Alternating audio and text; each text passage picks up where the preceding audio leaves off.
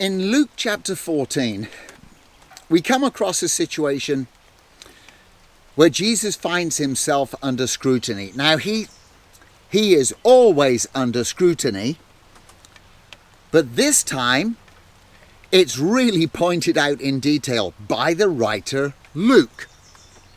Now, as I've said before, Luke is one of my favourite writers. I love the way he writes. He writes for people like me, who isn't a first century Palestinian Jew.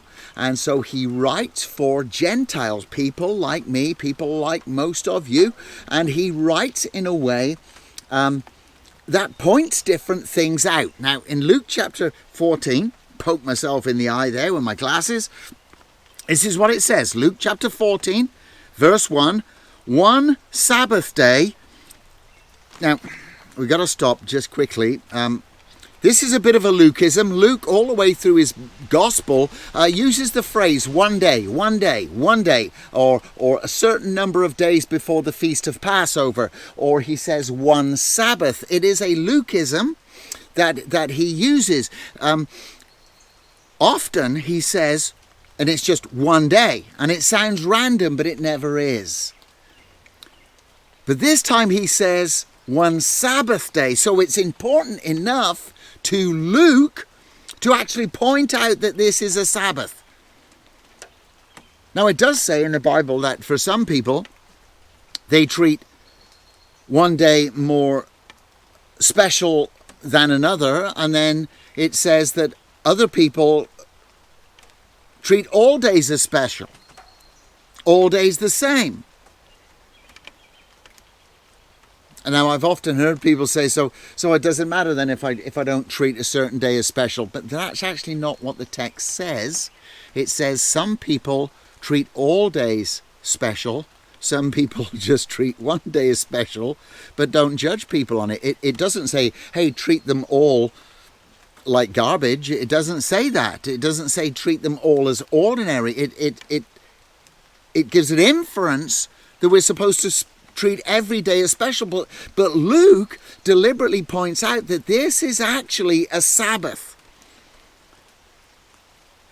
Now that matters. It matters in the story that we're about to read, or the account that we're about to read, but it also matters now. You hear often that sports now owns Sunday. It doesn't. It's just that we give more leeway to our leisure and to sports activities on Sunday than we actually do to worshiping God, which is tragic. And our culture and our society has lost something because of that. In the day that this was written, it was a very special day. So on this very special day, what is Jesus doing? On the Sabbath day, Jesus went to dinner in the home of a leader of the Pharisees. So he's gone to dinner on a very special day to a very special man's house. He's a leader of the Pharisees, and this Sabbath day is very special to this man. And Jesus has gone to dinner there. Now look at what the next lines are. This is what it says, very next words. And the people were watching him closely. Have you ever felt that you are under public scrutiny? I cannot imagine, honestly, what it's like to be continuously under public scrutiny.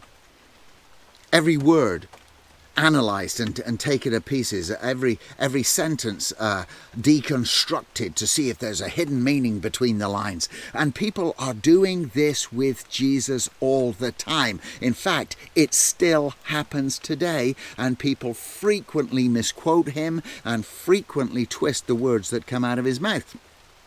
So it's never changed. He is probably the most famous person in history.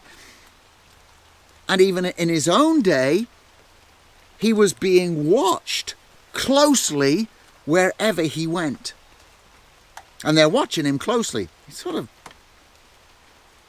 takes the joy out of being invited to a meal, really. Everybody's just staring at you, wondering what you're going to do next, right? Now, I have a question.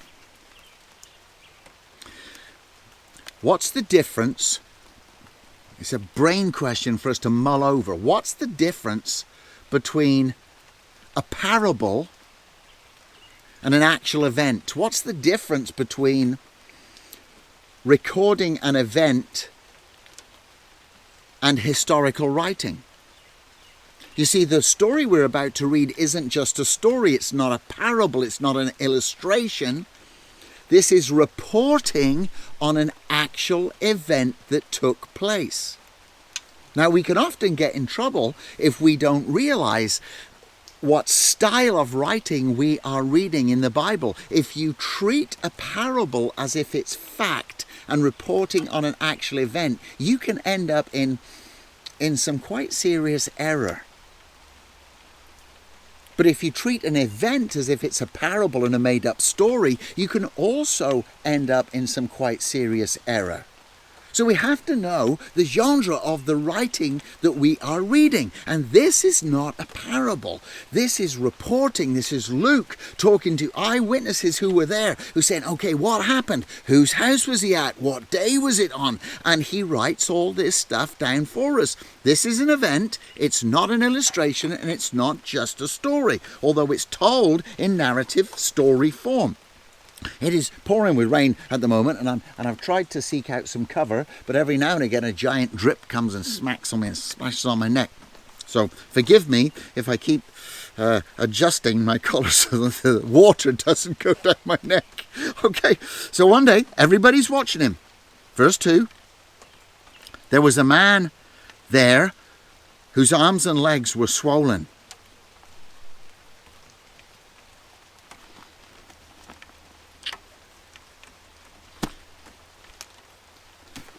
What was Luke's profession? Now we actually know what Luke's profession is because of something that the writer to Colossians says in Colossians chapter 4 and verse 14, when he refers to Luke as the beloved doctor or the beloved physician, depends on which translation you read. So we know that Luke is a doctor, he's a physician. So he writes, in some translations, instead of saying with swollen arms and legs, he uses the phrase dropsy. Why? Because he's a physician. And when he's being told the story, he's picking up on this. He's thinking, I know what that is. That's dropsy. Now, we don't use the phrase dropsy much anymore. We notice that some people might have swollen arms and legs, but we don't say it's dropsy. We call it something else. We call it edema. The strange thing about edema is that edema isn't a disease. It's a symptom, generally, of a larger internal problem with one of your major organs, your heart, your liver, your kidneys, your intestine. It's a indicator of a hidden internal condition. It's an outward symptom of something that's going on inside. Now that's quite important for the story. This man has swollen arms and legs, dropsy, edema. Jesus asked the Pharisees, now again, listen to this. In some translations, it says Jesus responded. Well, responded to what? Because up to this point, there's no dialogue in the narrative. In the New King James, I think, and in the NIV, and in the King James, and the ESV, it says Jesus responded. In the original language where it's written down, it says Jesus responded. But here it says Jesus said to the Pharisees. But we miss the fact that Jesus is responding to something. So what's he responding to? Well, he's responding to the fact that in the room there is a certain tension. Everybody is staring at him, and so in response to that, he asks them a question. Why? Because Jesus is the master of all masters at reading a crowd and reading a room.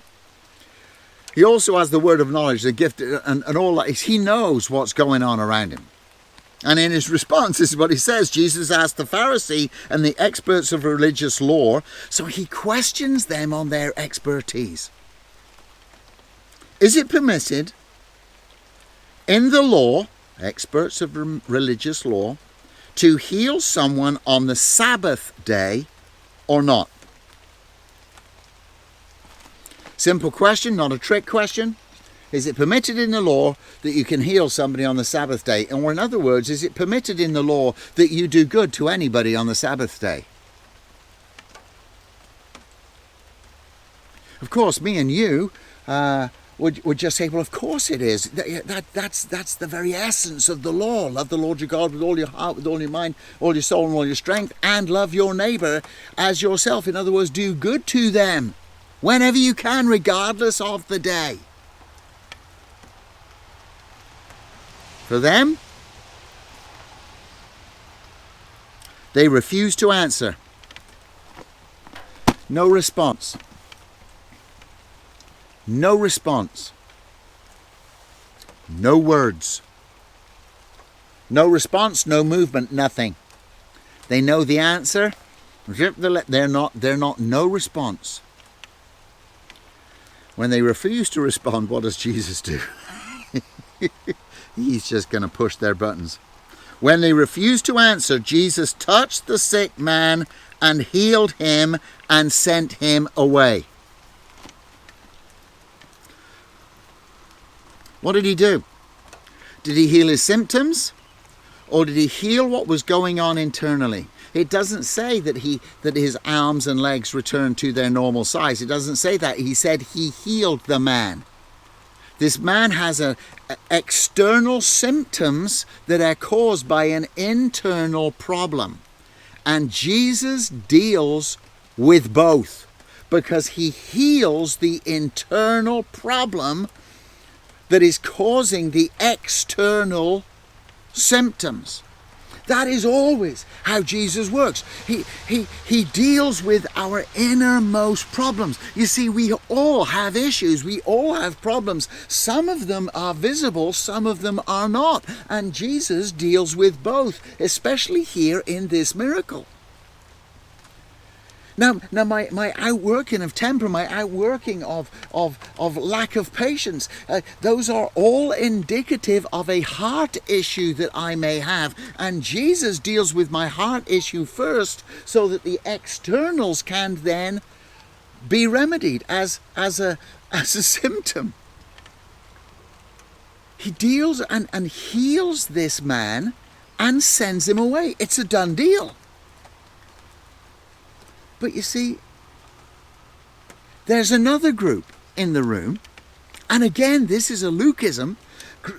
Luke often in his storytelling shows people different groups. So there's dinner guests. Jesus is there as a dinner guest. There's a man who is sick. He's there as a dinner guest. The Pharisees are there as hosts and others as dinner guests. And Luke puts these out as groups of people to give us the chance to see who we would identify the most with. Like, if I wasn't the sick man there, I think I would be among the watchers. I'd just be fascinated. Okay, what's he going to do? And I think I'd be looking between Jesus' table and the Pharisees' table, thinking, it's going to kick off. Any minute now, it's going to kick off. You can feel the tension in the room. So we're going to have to run for cover, duck under something that's heavy and protective, or we're just going to stand. Get your cell phones out, people. This is going to be worth a YouTube video. Like you think, okay, Snapchat this. Like, something's going to happen. And this group, this Pharisee group, also has an internal problem that is manifesting its symptoms in a way that everybody can see. Jesus can see their problem, and that's what he responds to. So not only does he heal the man who has this internal problem that manifests in these symptoms, Jesus is about to give the Pharisees an opportunity to have healing for their internal problem that also causes outward symptoms. They have a major organ problem as well. They have a major heart issue. They also have a major soul and spirit issue, but it's a bit more difficult to find with a doctor's stethoscope. And Jesus is about to give them a chance to deal with that hidden issue. Look what happens. He sends that man away. He's healed. Then he turns to the Pharisees and says, which of you who doesn't work on the Sabbath, if your son or your cow or ox falls into a pit, don't you rush to get him out? Listen to the wording again.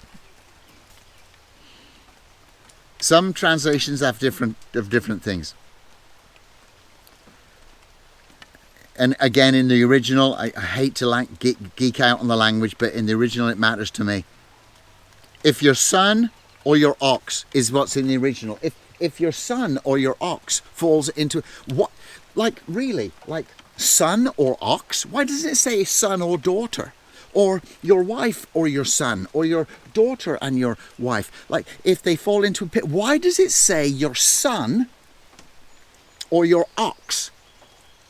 It seems a bit extreme. Well, what is an ox? In the Bible, it's a beast of burden.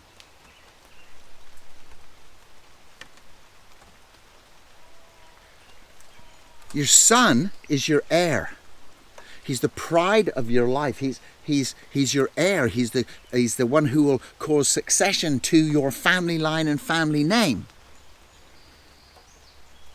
So he's saying like your son or your ox. It's interesting actually. In Proverbs, there's often a correlation between a young man who is a son and a dumb ox being led to slaughter. And Jesus picks up on that language, and the experts of religious law probably notice that because they're experts in the verbiage. If your son or your ox falls into a pit on the Sabbath day, wouldn't you rescue it? And he's giving them an opportunity at that point to do something about their heart condition. Let me read what they do. Luke chapter 14, verse 6. Again, they could not answer. That's the second time. Again, no response. The man that Jesus healed has already been healed and he's left. And Jesus spends extra time with these people that have a heart issue that is hidden. And he asks them questions. They're not questions to trick up, they're questions to lead people to a truth, and there is no response. You know something? If I want Jesus to heal me, if I want Jesus to deal with my symptoms, if I want Jesus to deal with the root cause of my symptoms, he invites me to respond. And he invites you to respond. And he invites us to respond. But I read these stories and I think he's inviting these people to respond and they don't answer him. They don't move. There's no movement towards Jesus. There's no movement towards the answers that he is offering them. And I wonder, in my life, how often does he ask questions of me from his word and I'm dumb, I have no response. when all the time he's leading me in a direction of healing. Healing of things. Hey, I've got issues. Some of them are easy to see. Newsflash, you've got issues. If you don't think they're easy to see, just ask around.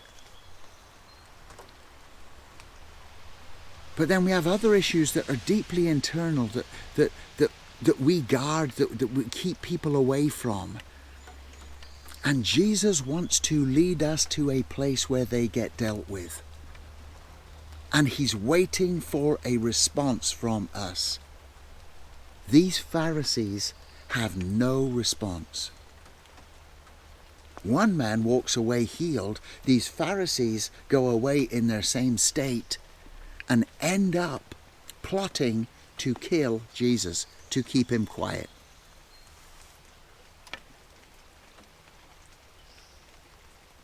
Oh, wow. When he questions me, God, help me to respond. Help me to move in the direction of healing. Help me to move in the direction of wholeness. Help me to move in the direction of being set free and healed by the King of Kings and Lord of Lords. As he asks me, you and us questions, let us respond to him and be more like the healed man than the Pharisees. Hey, bless you today on this rainy, damp spring day where the river is up with snow melt and rain, and bless you today. And let us be easy people to respond to Jesus. Bless you and stay safe. I speak the name of Jesus over you. In your hurting, in your sorrow, I will ask my God to move. I speak the name 'cause it's all that I can do. In desperation, I'll seek heaven and pray this for you. I pray for your healing, that circumstances would change. I pray that the fear inside would flee in Jesus' name. I pray that a breakthrough would happen today. I pray miracles over your life in Jesus' name, in Jesus' name.